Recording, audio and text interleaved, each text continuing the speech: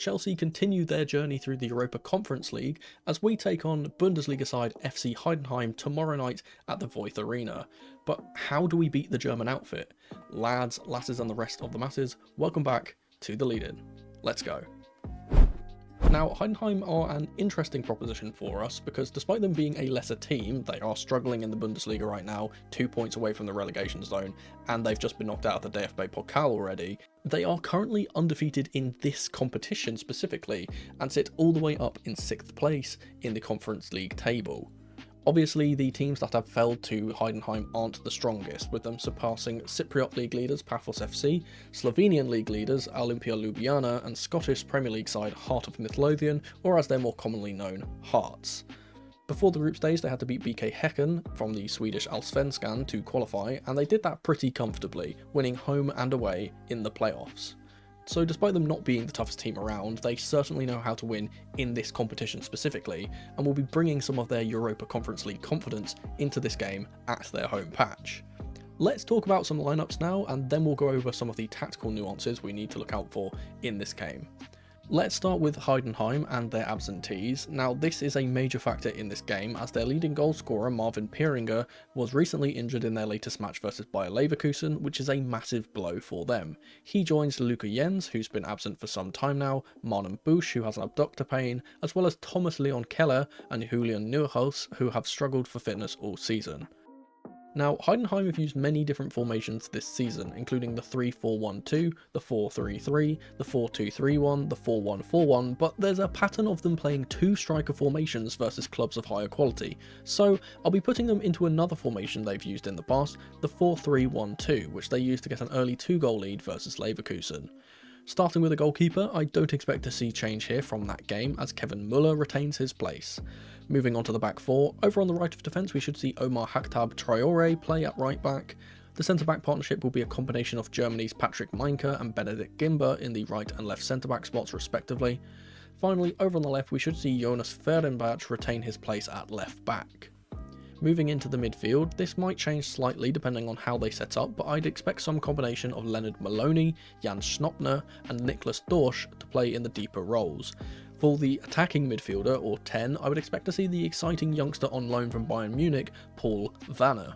Finally, let's move on to the two up top, which with the injury to Pieringer switches around a little.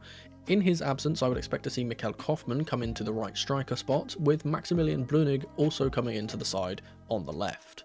Now, as I said, this could change massively as they switch formations often and have a lot of versatile players, but this is a setup I could foresee them using. Now let's take a look at Chelsea's lineup and see who we could field for this one.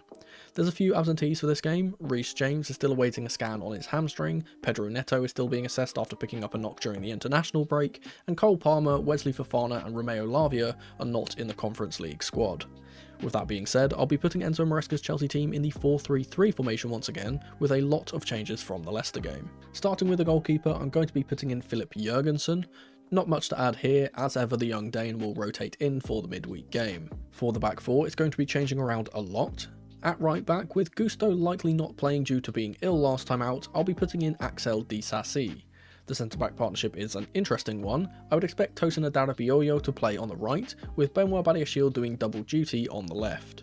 Finally, over on the left of the defence will be Renato Vega. Moving into the midfield, this will rotate a lot. With both Enzo and Caicedo playing at the weekend and Lavia not being in the squad, I'd expect young Italian Cesare Casadei to slot into the deeper holding role. For the two advanced midfielders, this will be changing from our usual setup as Joao Felix played almost the full 90 at the weekend, so instead Christopher Nkunku plays here alongside Kiernan Dewsbury Hall. Ahead of them in the attacking roles, this is another small selection headache for Maresca. Tyreek George has played well when given the chance, but I would expect to see Jadon Sancho come into the team as he is reintroduced after illness. Over on the opposite side, Misha Mudryk is the most obvious inclusion here and will be looking to continue his great form. Finally, up top will be Mark Guiu. He played very well versus Noah in the last round and will hopefully have another game here as Nkunku drops back into midfield. Now it's time for the tactical talk, but before we do, it's time for the question of the day. Which youth players do you want to see get a chance to play, and why? Leave your answers in the comment section down below and I'll pin my favourite response. Okay, so here we have the team. And as usual, let's kind of talk about how the formation may change when we are in possession at the start of the game, and how we'll kind of play in-game, because we never stay in this 4-3-3. The interesting thing about this formation and the lineup that I've particularly put out is that we can kind of get a mixture of the two systems that we usually see, right? We usually see an inversion, and in this case, this will be Vega. No sugarcoating it. We know Vega will be the one that inverts here. Badiashile will go out to the left. Tosin will play as this central centre-back, and Disasi will play as this right centre-back / right-back hybrid role. Now, with Vega inverting, this gives us two options, and we usually see from Vega and Casadei when these two play together that we do continue with this box midfield, right? We stay with the box, the 4, but there is another option. Obviously, we can do the diamond that we've seen as well, with Casadei playing a bit more advanced. He could actually do this, and he's much better at getting into the box and being an attacking threat than he is being a defensive player, in my opinion, so this could suit him. Obviously, Nkunku could play as the second striker behind Guiu, or this central 10, which suits him very well. And Dewsbury Hall can be the left-sided box-to-box player, which again suits him very well. Will we see this? I'm not sure. We kind of have seen in the past that Enzo likes to keep Casadei playing as more of a defensive player, so maybe we see this too, and Kin and Dewsbury Hall and Nkunku will play as dual 10s, with obviously Guiu being able to drop deep and facilitate play from the midfield if we need him to. Now, further up the pitch, I have put in Jadon Sancho on the right-hand side and Misha Mudryk on the left. Now, I think that if we are to see Sancho play, which that is a question, we might see George here. I think George definitely has a chance of playing too. I think Sancho would play on the right-hand side if he does play, because he's just more experienced at playing on the right-hand side as a right midfielder than Mudryk is, although we have seen Mudryk play on the right side before under Enzo, so maybe we see them switch. I think personally I would prefer to see Mudryk on this left-hand side, where he can kind of drive inwards. I think that's a bit better for him. And the other question is this position with Disasi. Now, obviously, we do not have Gusto because he's been ill. We don't have James because he's got a hamstring issue. And Disasi has usually played as this central, the centre-back on this right-hand side. But there is the option that we play Josh Kofi Ajempong in this right-hand side. We have seen him in the live training that went out as I'm recording this. It went out about 10 minutes ago. We've seen Josh play, but considering the contract talks and that situation that's going on, I don't think he will play, at least definitely not from the start. If he does play, I think it'll be a bench role for him. So for now, we kind of have Disasi. And now, how I kind of see us playing this, I do think that we'll play with the 2 in build-up, and I think that as we get a bit more control of the game and we get further into the game, we'll probably see Casadei commit a bit further forward, leave Vega on his own, and we can kind of play with the 2 kind of striker formation that we've seen with Joao Felix when he plays, where these two kind of play as a top 2. And they can bounce off each other, and obviously this suits Nkunku really, really well, because that's basically what he made his name doing out in the Bundesliga, was playing as a second striker, bouncing off a taller player. Obviously, back in RB Leipzig, that was Yusuf Poulsen. We don't particularly have a striker of his kind of physicality and size, but Guiu is relatively close to that as a kind of pure number 9, so these two could play off each other like this, and we get that 3-3-4 that we've kind of seen in the past. And obviously what you can see now from how this sets out is that this kind of system allows us to create the 1v1s that we always talk about, right? Especially across the back line. If we have bypassed the midfield, which I'll put in here in a second, we get these 1v1s all over the pitch. We get Guiu up against the centre-back, Nkunku up against the centre-back, and then Sancho and Mudryk up against their opposite full-backs, which is exactly what we want, especially out on the wings. Mudryk being a good 1v1 attacker, Sancho especially being a very, very good 1v1 attacker, and being able to get into the box, put the balls across, or take shots is basically how we're going to be able to create our chances in this game. Now, as we bring the Heidenheim players into the pitch, we get to see how their shape kind of lines up, and obviously they have played in so many different formations with so many different personnel throughout this season. Every time you look at one of their lineups for a game they've played, it says that it's a different formation. They kind of play the same way, I would suggest, against the better teams. A lot of the time they play with 2 up top, whether that's actually 2 strikers like I've put in my lineup, or if it's a striker and a winger. They sometimes do this, and they leave 2 up top, and they have the central 10 or the cam, who sometimes will actually just be a striker that will drop deep, so they can play like a 4-3-3 at times as well. But for now, I've put them into this more kind of pragmatic counter-attacking style 4-3-1-2. because I think that that suits them with the three kind of defensive midfield players that they can field. And this kind of poses an interesting conundrum for us, because one of our strengths of our team always has been the fact that we can outnumber players in the midfield. Now, against this setup, with them having the three deeper midfielders and the 10, we actually match up exactly 1-for-1, with 4 players in midfield for them, 4 players in midfield for us. Now, what this does is it gives them an extra player in a defensive scenario, as they have obviously the 4 centre backs up against our 3 attackers, and likewise on the opposite side they have the 2 attackers up against our 3 centre backs. So the midfield battle is obviously going to be the real key. Whoever can get into space and kind of pick up the ball and get away from their opposite number is basically who's going to get the advantage in this game. Now, for us, that's something we've been able to do all season, and I would suspect what we will do to combat this is almost exactly what I was talking about earlier with the 2 striker formation. We'll see Guillou drop deeper into this midfield to try and kind of facilitate things and help add an extra body in midfield. And obviously, if he's being picked up by this deeper player, then the ball can obviously get fed into Nkunku, who's now free in space, and we can progress the ball forward to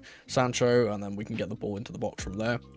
I think we'll probably see that kind of pattern of play happen quite a lot with Guillou dropping deep, although he is a player that likes to run in behind. I think one of the things that he's going to be developing throughout his career at Chelsea is that ability to drop deep and kind of facilitate things, how Jackson does it all the time. He obviously always likes to drop deep and kind of pick up the ball in a false 9 scenario and then kind of get us going on the turn. I think Guillou can replicate that as well. Likewise for Heidenheim, they can kind of do a similar thing. Obviously this striker or this cam that is in this central role, he's obviously the deeper player that has dropped to make the 4. But in the same vein, if he can get behind Vega and they get a player in space, for example one of their centre mids in space, they can obviously play the ball forward to him, and then they have that 3v3 with those 3 1v1s that we've kind of talked about. They can have that.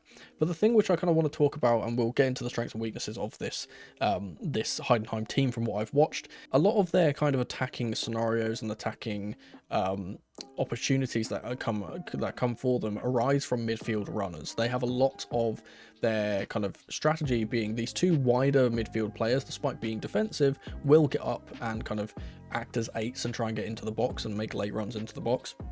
And we'll talk about that a little bit later. The first thing which I want to note about Heidenheim from what I've watched is that they are a team that do like to press high, specifically when the team that they are playing against is a team that likes to play it around the back in the first phase. Now, we saw this against Bayer Leverkusen. They caught out Leverkusen twice in the game and actually went 2-0 up against them before obviously conceding 5 goals off the back of it and eventually losing that game. They started really, really well. They got 2 early goals from that pressure, just being really high up, being annoying, not letting the centre-backs get on the ball.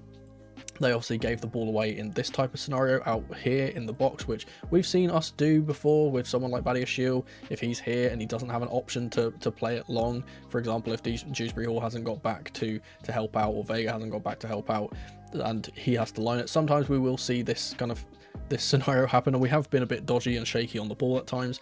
If they are able to kind of put us under pressure here, they will be able to get opportunities against us, I do believe, so we have to be a bit careful there. Just be kind of professional, get our players into positions and into space where players can actually pass the ball to them, bypass this press and then go forward. And obviously if they do this against us, I think it is a very big mistake. Even though we are risky in the way that we play out from the back, we've seen the benefits of that risky play style with how well we can navigate presses and how well we can get the ball going on the transition after we've committed the players forward. However, another strength of this Heidenheim team, as we kind of move the players back into their kind of defensive setup, is the fact that because of how they play with these 3 central midfielders and the back 4, they are very, very compact, specifically in the center of the pitch. Like, with the extra player that comes here, obviously these players will drop deep as well. They don't really like to leave the players up. They kind of all will get back and defend. That is one thing that I do think is a good credit to them. They are hard working. When they play like this, they are very, very compact and hard to play through the middle, which is kind of what we strive doing, is that navigating through the middle, which is why I think that for the majority of the time we will have to kind of play through the press in order to get space here.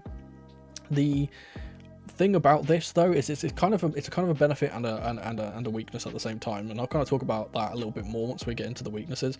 But for the most part, again, they are just going to be really hard to play through the center, and we'll have to opt to go out wider, use our wider players, and we probably won't have as much space in the middle as we usually do, and we kind of like to operate. And this might make it difficult for someone like Nkunku, who's playing in this 10 role, who's surrounded by 4 players, to actually get on the ball and kind of facilitate things.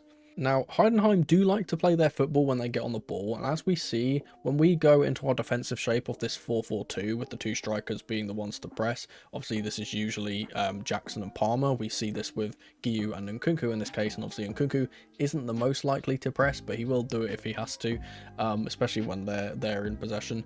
What we kind of see from the way that they play is, obviously, again, they have a lot of players centrally and not a lot of players out wide, so a lot of their play will go through the midfield. And when they get the ball in these scenarios, the thing which we will see if they obviously do get some extended spells of possession is we'll see these 2 wide players, specifically Dorsch on the left hand side. He likes to get up and into the box, and what we kind of see is the team kind of shift. We'll see one of the strikers, whether that be the left side or the right side, move a bit more centrally. And we'll see this midfield player get really high from his deeper position, run into the box and try to be picked out, whether that's with an incisive pass through the middle, or if it's with a little 1-2 from the striker that's dropped deep and then back to him from that position. We kind of see that happen quite a lot. But they like to have players that arrive late, and obviously with this kind of committal of players in the center, what it does mean is that the wide areas are not particularly utilized. The only time that these kind of are utilized is when the fullbacks get high, but that doesn't happen very often. And against a team like Chelsea, who are very good at breaking, I'm not sure if they would commit that many players forward. We'll have to wait and see. But yeah, we do see them get their midfielders quite high, and then obviously this 10 player who I've put in Vanna. He looks like a very exciting prospect. He's obviously on loan from Bayern Munich. I believe he's 18 or 17 years old. He's very young, but he's shown a lot of promise already, and he kind of plays as this hybrid like 10/9. He's very good at getting forward in his own right. So if they can kind of hold up the ball with these players and get him involved from a midfield run as well, that's something that they could definitely unlock us with, and we'll just have to be a bit careful to be tracking those runs with our midfield. The last thing of note, obviously, against a lot of these kind of small teams, we always talk about set pieces, but specifically Heidenheim do have very tall physical players, and especially in the midfield, they have a lot of, as I said, 3 of their players are more kind of defensive midfielders, and in this midfield they are very tenacious. They will be the type of players that will win second balls, so if the ball goes up in the air from a long goal kick, for example, I'd expect them to win it over us. And that's something we have to watch out for. I will say we would benefit from keeping the ball on the floor. Obviously, we do that anyway most of the time, but I think that's kind of how we need to play. Play it short, play it safe, play it on the floor. Don't be giving them opportunities to win the ball back in the midfield, because they will win those aerial battles. Obviously, the 2 centre-backs will get up for the set pieces. And I think that's in general. We need to be more mindful of not giving away silly set pieces. Obviously, in the last game against Leicester, we gave away a silly penalty at the end of the game. We could have given away another one too, but that wasn't counted. We have to just be a bit more kind of professional, and we do see this from our rotated side. A lot of the time, our rotated side is actually a bit more compact and defensively solid than our Premier League team. But admittedly, that's just because the quality of the teams we face aren't as high. But we are seeing that from us. Obviously, we got a clean sheet against Noah. Hopefully, we can get another clean sheet here. I do reckon Heidenheim are a better attacking side than the majority of the teams that we have faced so far, and I do think they'll notch, so we have to be wary of that, but hopefully we can shut them out that way. Now let's talk about their weaknesses, which obviously they are a lesser team than us, but they do have a lot of good qualities about them. I will say there are a few things that I've noticed from their play that is a bit of a worry in terms of how we can break them down and how we can beat them. Now, as I mentioned here, because they play this narrow formation, and that's a big if they are playing this system, they obviously could play with a 4-3-3 and be a bit wider, but if they're playing this system, they have no width. They have absolutely no threat down the wings, which for us is a nice thing, because obviously we play a centre back out here on the right hand side as a right back who's very easy to get past. Let's be real, Disasi is not the quickest of players, so this would be a threat for them if they had a winger out here. Vega, again, great centre back and a great midfielder. As a left back, as a wide defender, he hasn't been 100% great, so maybe that could have been an avenue they get through, but they don't have that. Now, the only time they do get players out in the wide areas is, as I said, is when the fullbacks get up high. If they do this, If they get the fullbacks up high, they can cause us trouble. We've seen Traore on this right-hand side have a very, very good delivery into the box. He's very, very good from these wide areas. But obviously, as you see here, this is incredibly silly if they do this because of how much space they leave in behind. And against a team like us who has Sancho, like Mudryk, who is absolute lightning down this left-hand side, we have Nkunku who can run in behind Guiu, who's a very good runner. If they are committing the players up the pitch like this with their fullbacks high, obviously it'll probably be one at a time, not with both of them, but if they have one up the pitch here, if they don't get past Vega and he can line this ball down to Mudryk, it spells absolute danger. Like, they will be exposed on the counter if they do this.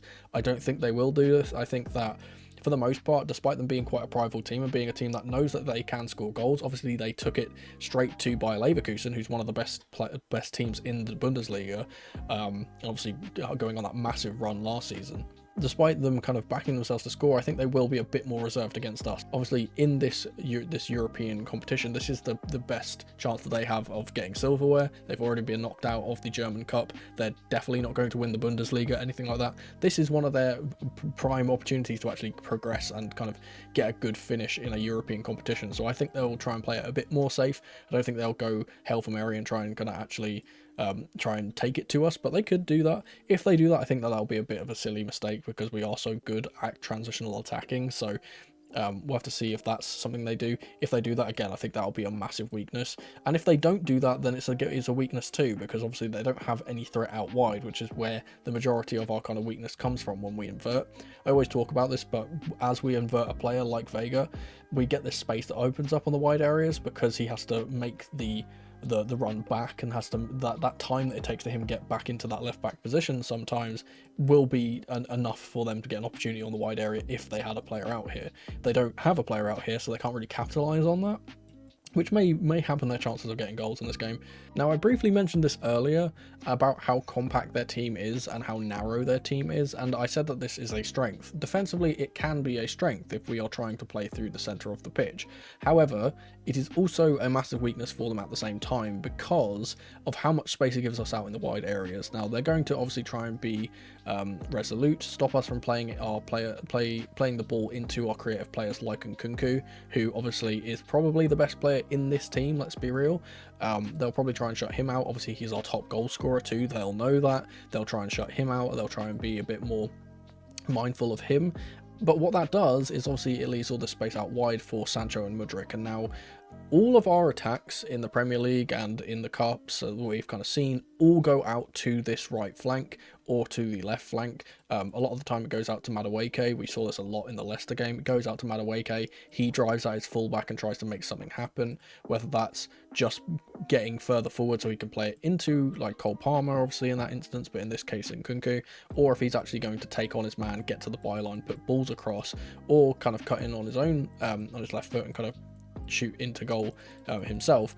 A lot of our attacks come out of these wide areas, and if he's untroubled, if he is completely untroubled and just left out here and that we are able to get the ball to our wide players, I think that's a very big mistake from them to not kind of shut us out in that way, because a lot of our danger comes from here. Obviously, Dewsbury Hall and Cassidy, if they are playing here, will also support. So if they do double up on Sancho or Mudryk, whichever way they want to do it, whichever way we're playing, we'll obviously have this extra player here. And then it's just down to individual battles. Can we win the individual battles? I think Sancho is good enough to win his individual battles. I think Mudryk is especially good at winning his individual battles and especially bursting in behind. We've seen him do that against players in the Conference League so far this season. And ultimately, this kind of narrow formation that they play feeds into what we want to do, because we always say it. We always say it, and I mentioned it in this breakdown already. We want to make the 1v1s out wide. That's what we always want to do. We want to make the 1v1s out wide, and this gives us the perfect opportunity to do that. And with them playing this midfield being quite narrow, if the fullback goes out to deal with this and create this 1v1, it just leaves all this space here in between the gaps where we can kind of get Guiu into space or Nkunku into space, whoever's going to make that run, Dewsbury Hall into space. We can always get the player there because of how they have to commit. And obviously, if we are dragging the fullbacks out, we get more space in the centre for Guiu here because they have to come over and kind of spread out a bit more. So yeah, I think that if they do play this system and they play this narrow, it's going to be a weakness of theirs because we basically get to play the ball into the players that we want to play it into, and they don't really have much of a way of stopping us from doing that with their midfielders being so compact and so centrally focused. Another thing which I kind of noticed from their game and the way that they play is that they have been a bit susceptible to kind of incisive passes into the box. They don't really deal with balls into the box all that well from players outside of the area. So for example, a Cassidy who would be here, or a Dewsbury Hall, or someone who's out in the kind of deeper position trying to feed it in between players into the box. They have been very, very poor at defending these scenarios. They don't look 100% organized, and again, as we said, we saw it from Leverkusen. In the Leverkusen game, they found a lot of inroads just by straight up passing it straight through the midfield. So despite them having these three in midfield that we're going to speak about and being very narrow and trying to stop this from happening, they're not very good at doing that, in truth. They kind of allowed Leverkusen to get the ball with their creative players like Wirtz, like Xhaka, for example, who got into this position and bent one into the far corner very spectacularly.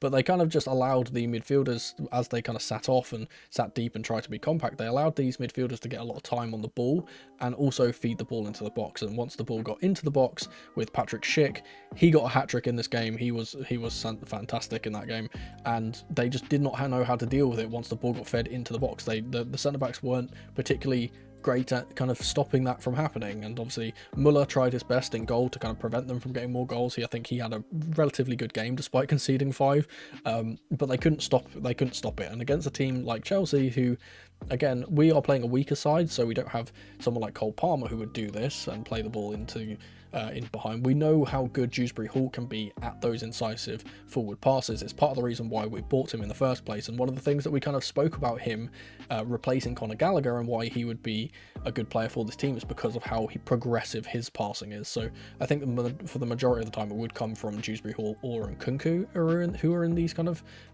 these outside the box areas trying to feed it into the middle. And obviously if Mudryk is making runs into the box, that can be an avenue for us to go into as well and then cut it across. But yeah, they haven't been very good at defending those scenarios, so that's something we can look out to do. And now the final thing which I want to mention, which is a weakness for their team, it's a very glaringly obvious one. Their top goal scorer is missing. He's not in the team, he is injured. He got injured in that Bayer Leverkusen game, and that could be a massive problem for them, not only because he scores a lot of their goals, obviously you said he's their top goal scorer, but also because of the type of profile of player he is. He's a rather big striker that can kind of hold up the ball and allow the others to play off him. In that Bayer Leverkusen game before he got injured, he was the one that was kind of picking up the ball and allowing the other two players to actually get on the ball and allow them both to score. Obviously it was Dorsch who was playing a little bit further up. In that game, he got a goal, and obviously the second striker, who I think was one of their wingers that was actually playing there at the time, he scored as well. So he's one of those players that kind of allow other players to get into it, kind of like an Olivier Giroud type of striker who can kind of bring the other players into the game. He was trying to do that, and obviously they don't have that anymore. So none of the goals that he provides or that kind of hold up play that he provides is going to be in this game, and they'll have to kind of rotate him out, and that could be pretty much the final nail in the coffin in terms of their chances of actually trying to score against us. And speaking of whether they can score against us or not, let's jump into the score prediction. For a score prediction, I'm going to be predicting another win for Chelsea, but to be honest, I suspect this will be our toughest game into competition so far. I'm going for a rather generous 2-1 result, with Mudryk and Nkunku getting our goals, and Paul Vanner getting Heidenheim a late consolation. As ever, I'll be live streaming my post-match reactions on this channel after the game with Feeling Blue, so make sure you don't miss that. But if you want something else to watch, YouTube reckons you'll enjoy one of these two videos on screen in the meantime. Thank you guys so much for watching as ever, and remember, in the rain or in the dry, keep that blue flag flying high. Come on, you Blues!